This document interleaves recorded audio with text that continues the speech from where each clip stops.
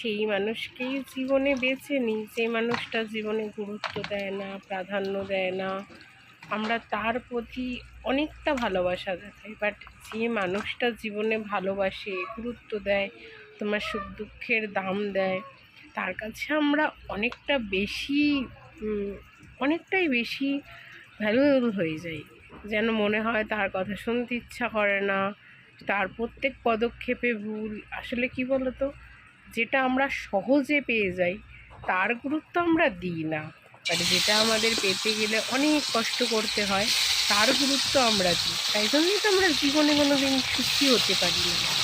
মানুষ সবই যদি পেয়ে যেত তাহলে তো জীবনে কষ্ট বলে কিছুই থাকতো না। ভগবান সব কিছুই দেয়, দিয়ে আবার হয়তো দেখে যে আমি সেটাকে কতটা গুছিয়ে রাখতে পারছি।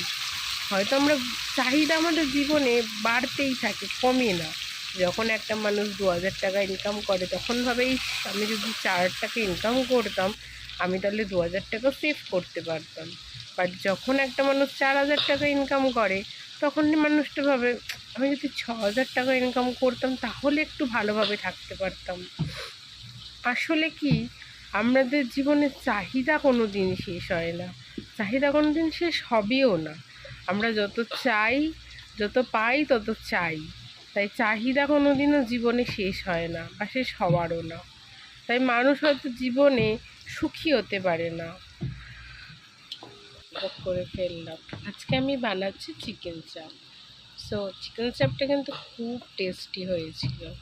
অন্য কোনো দিন আমি তোমাদের সাথে চিকেন চাপের রেসিপিটা শেয়ার করব।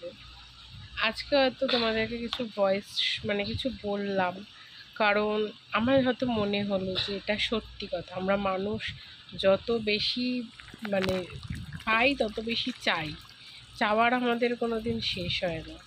যাই হোক, ভিডিওটা লাইক করো, কমেন্ট করো, তাহলে খুব ভালো লাগবে। পরে একটা ভালো ভিডিও নিয়ে আবার দেখা হচ্ছে তোমাদের সাথে।